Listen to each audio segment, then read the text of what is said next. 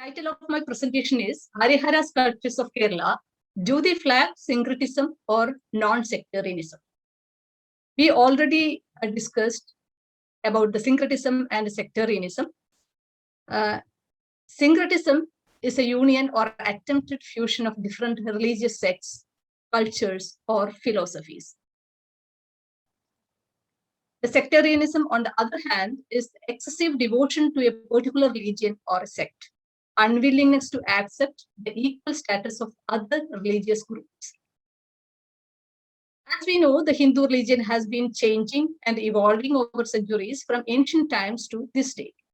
There had been complex interactions among the mainstream Brahminic tradition and local or regional cults, leading to acculturation and assimilation. Later, the sectarianism emerged in late medieval and early modern period. Now let us see that how this sectarianism progressed. In the initial or the early periods in the Hinduism, there was no sectarian dominance.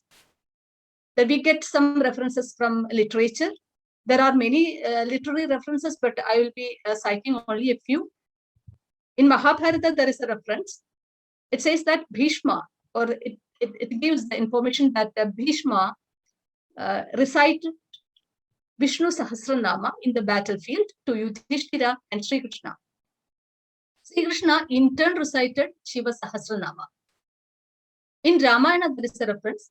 Rama, the incarnation of Mahavishnu, had worshipped Lord Shiva and glorified him. Shiva also glorified Rama. Bhargava Rama, or the Parashurama, an incarnation of Mahavishnu, worshipped Lord Shiva and obtained the divine axe Parashu. In South also there are some references. The Tamil poets Tirumangai Alvar and Jnanasambandar had debated on the supremacy of Shaivism and Vaishnavism, but it was a friendly debate kind of thing. They had high esteem for each other.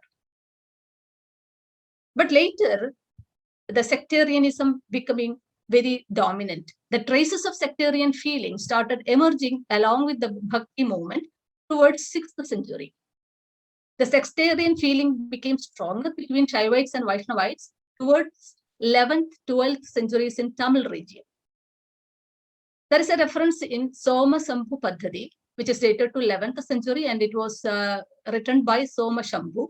It suggested that all non-Shaivites had to convert to Vaishnavism to attain moksha. This suggests that by 11th century, sectarianism gained momentum. The wave of sectarianism had swept eastern and northern India since the 15th century, reaching its zenith between 15th and 17th centuries. The Bhakti movement regionally developed as Hindu denominations around different gods and goddesses, such as Vaishnavism around Vishnu, Shaivism around Shiva, Shaktism around Shakti goddess, and the Parabrahman around Smartism. Initially, it was just a kind of debate, but later it turned into a kind of rivalry. Early period, Shiva and Vishnu enjoyed equal status, but later Shiva and Vishnu attained supremacy with their respective followers. As a result, rivalry reaching at harmful dimension. Then these are some of the sculptures which represents the sectarian feeling. The first one is that of Narasimha, just to see that how he is worshipping the Shivalinga. The second is Sharabheshamurti, subduing or that killing Narasimha, killing rather subduing. And the third one is Sharabheshamurti. So this all shows the strong sectarian feeling or the rivalry. Now these are some other examples in sculptures. Chakradana Murti. You can see here Vishnu worshipping Shiva, forgetting the Chakrayuga. The same kind of representation, both are from Kanchipuram. Another sculptural representations showing sectarian rivalry or the sectarian feeling, Lingodbhava Murti, proclaiming that I am the Shiva, proclaiming that I am the supreme. You can see both Vishnu and Brahma on both the sides. This sculpture is from Rajasthan, belonging to 11th century. All three main gods, the Trimurtis, are shown here with the Vishnu standing at the center. proclaiming his supremacy. But all the three sculptures are equal in size, but he is presented in the middle. Now, as later on, to amalgamate or to curtail the rivalry, the syncretism happened. Existing syncretic images and newly created images getting used to counter sectarianism. Main gods and goddesses and minor deities of Hindu pantheon got amalgamated into different syncretic images. These images were constituted with features and attributes of two or more deities combined together in a single body. Some examples are Harihara, Surya Narayana, Dattatreya, Ardhanarishwara, and Harihara Aditya.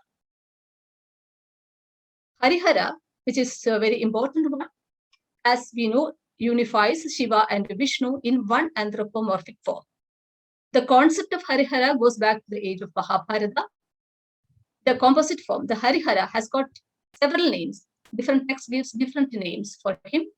For example, Harirudra, Shankara Narayana, Haryartha. Then Agni Purana gives the name Harishankara, Tantrasara Harahari, Matsya Purana Shiva Narayana. Then Vayu Purana, there are mentions about Hari, Krishna Shankara, Rudra Narayana.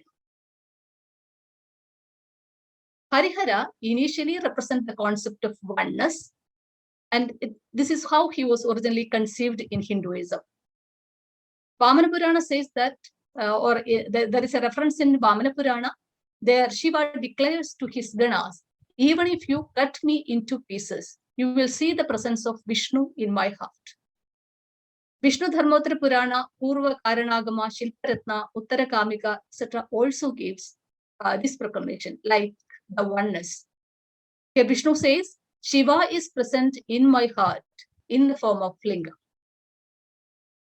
The text describes that in sculptures, Hari should be presented in the left side and Hara on the right side with these kind of attributes and features. Initially, Harihara represents the oneness, but Harihara is interpreted as a syncretic deity that brought together two Hindu rival sects, Shaivism and Vaishnavism generally.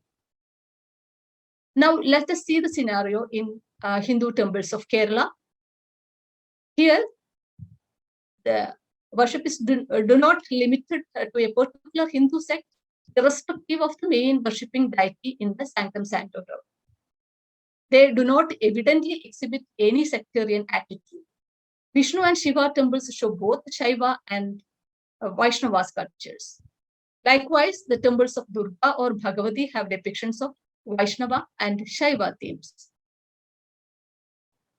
Let us see that how Harihara is depicted in the sculptures of Kerala.